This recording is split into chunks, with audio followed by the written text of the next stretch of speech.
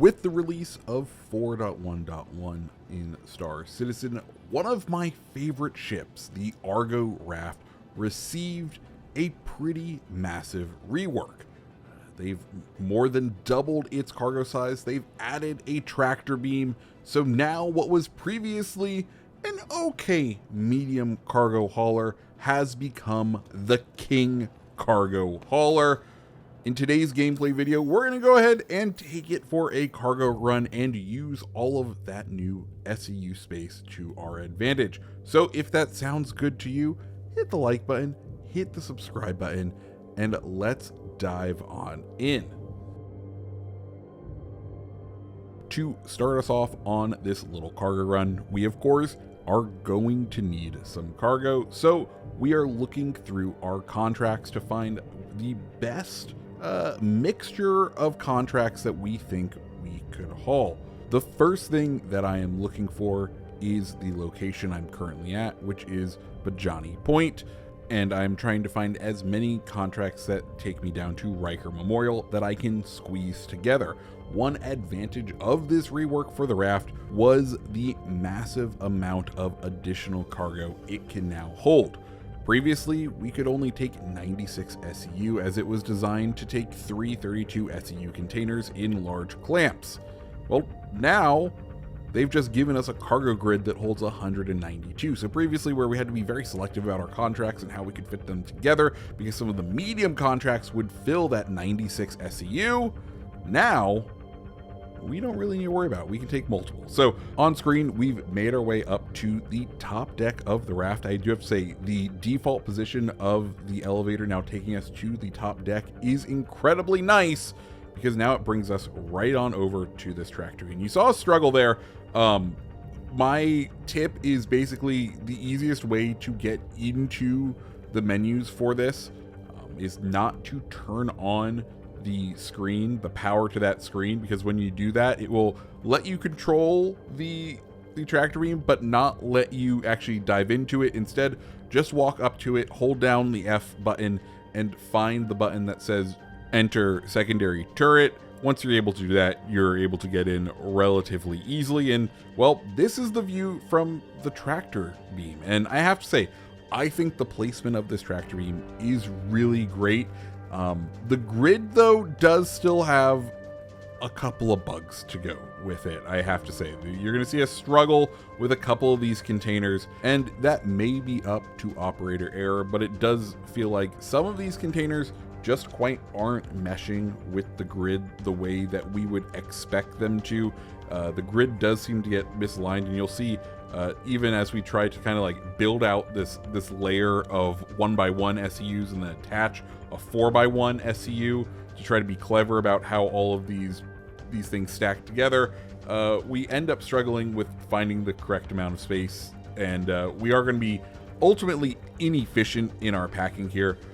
I think this is one of those opportunities where if you're running two people on the raft, I think there could be a very strong argument to be had to have one person with a max tractor beam kind of standing out underneath the cargo area, and they could massage things into optimum positions where the person who's up in the cargo deck controlling this big tractor beam, you can see how quickly we are starting to be able to sling these cargo containers around. A practice crew, I think, will be able to load the raft incredibly quickly, making it a very profitable ship for a cargo hauler. I have to say, I think the ease of loading the ship is still up there when you compare it to stuff like the C1, to the Zeus CL. The ability to have what is essentially a reverse pickup truck, right?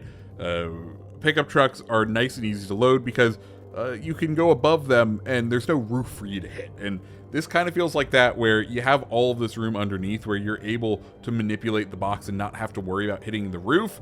Well, in this case, the roof is the cargo grid. That's where you're trying to get in. There's plenty of room. Could you get a bigger, more cargo in here?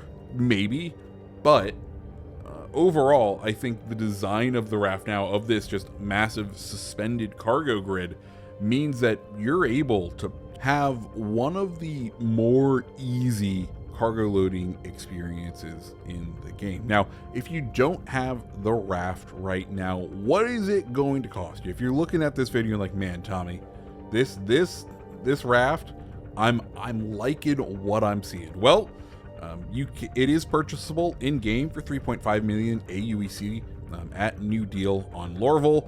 You can also rent it on Lorville for 70,000 Alpha UEC a day. Or if you want to do what I did, I went out and purchased it myself because I just realized I really enjoyed the vibes of this ship, right? It's kind of like probably one of the best solo haulers in the game, and just the comfy interior and all of that is just chef's kiss. But the last time it was on sale for hard cash, it was $125. Now, is it going to be that the next time it returns? I don't know. I could see them being sneaky about this and being like, well, you know, when it was $125, you only had 96 SEU of cargo. Now that you're up to 192, you may want to break out that piggy bank. But hey, that's all it is. Anyways, we've gotten all the cargo loaded, and now we are doing what is probably the most important step on the raft: making sure the VTOL is engaged. As a longtime raft player and driver, let me tell you, if you do not have that VTOL engaged on any of your takeoffs, you are going to fall from the sky. You may not be able to lift off from the deck of the ship.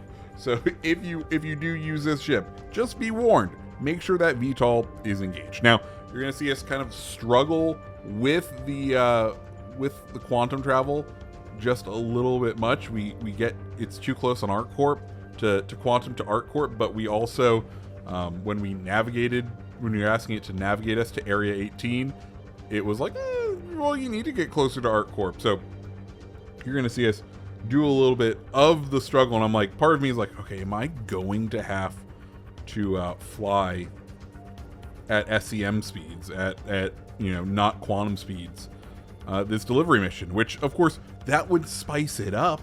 That would make it more interesting. But thankfully, we get the quantum problem solved out, and now we are making our way out to Riker and to complete the delivery run of our 5 contracts that we have on this run.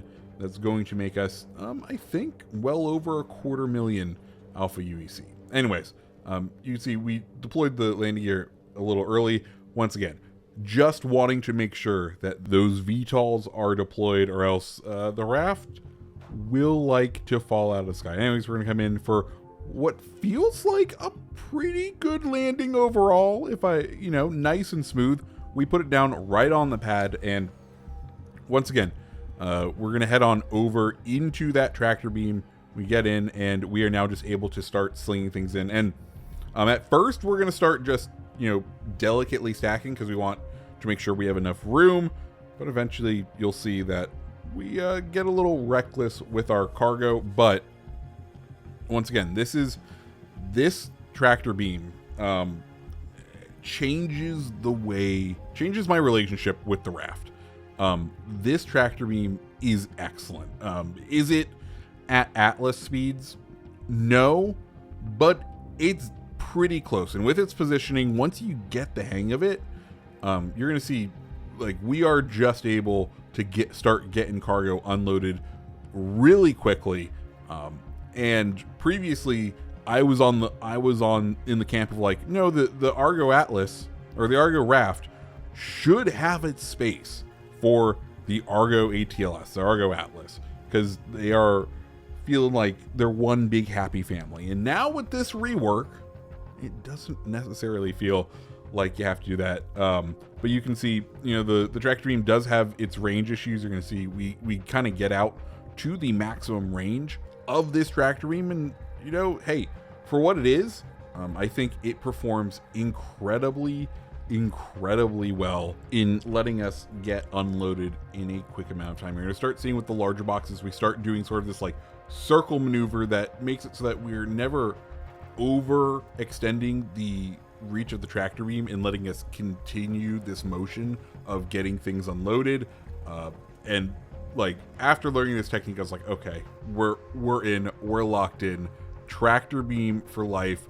We're going to be able to pretty much do this entire contract, load and unload, from up here. It is way quicker, way faster than it would have been just myself with the max tractor beam loading and unloading these crates. We are able to process through them really quickly. And as I was mentioning earlier, if you were playing this with 2 people, having a second person with a max tractor just helping with load and unload, yeah, that could probably speed this up a bit.